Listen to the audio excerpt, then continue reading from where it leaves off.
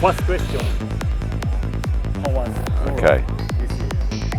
Well, first of all, hello to everyone in Japan. This is Tristan from Azora Festival in Hungary 2023. And you can probably hear from my voice, I've had a good time. It's been amazing. I played my set yesterday in the afternoon. The sun was blazing down. There were thousands of people there, and we celebrated psychedelic culture, life, and being together under the stars and getting cosmic. It has been incredible, as always. But every year they manage to raise the bar and reach new levels of amazingness. So I'm really, really happy, basically, yeah.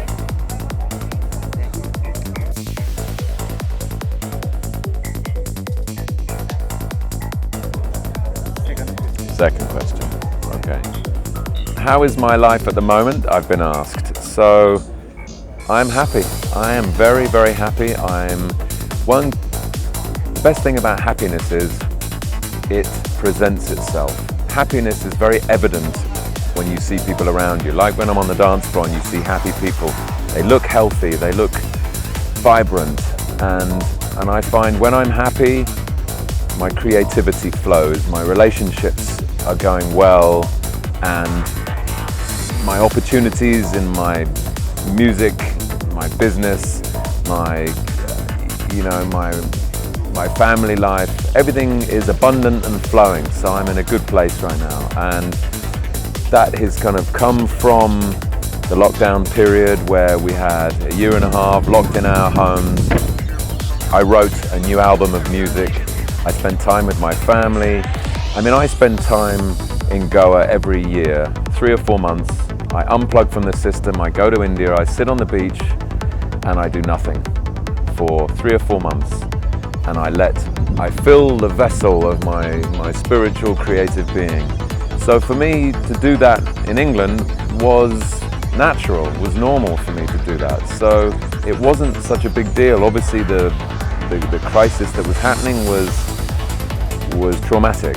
But for me personally, on my own journey, it was amazing. I felt growth, I felt grounding, and I felt connection with those people really, really close to me.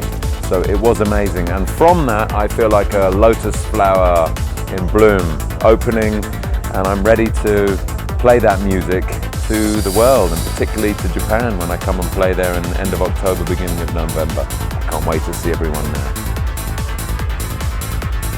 I'm Tokyo, Connecticut, make it as long or short as you want, but when I start, right? Better too long than too short. No. I can't stop myself anyway. If you ask me a big question about how's my life, it's not going to happen in one sentence. Okay.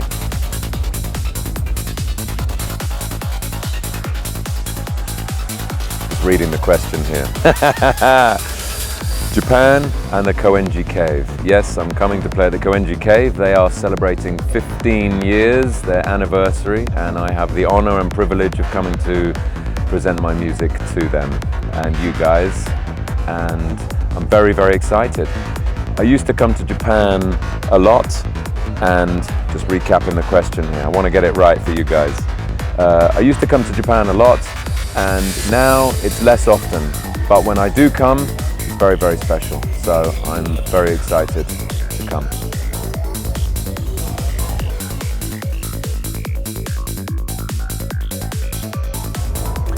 Okay, well, I've been asked something about the progression of my music through my life. You know, that's a big question. But I used to be a drummer, jazz drummer, until I discovered rave music, electronic music in 1988. When I was 18, I was there. I left school right at the birth of rave music. Boom! I was in the golden sweet spot of being in the right place at the right time. I was hooked by the electronic music bug, and I threw my drumsticks away. That was it. I hit the dance floor. From there I started DJing. From the DJing I started producing, and I think I went to Goa in the early 90s. From rave and jungle and all that kind of electronic music, I discovered Goa trance. and that was the turning point in my life. 1993, on the beach in Goa, had my mind blown, and since then it's just been like the side of Mount Fuji, like this smooth curve all the way up to the snowy peaks at the top, and here we are, still blasting. Amazing. You are a storyteller. Wow. So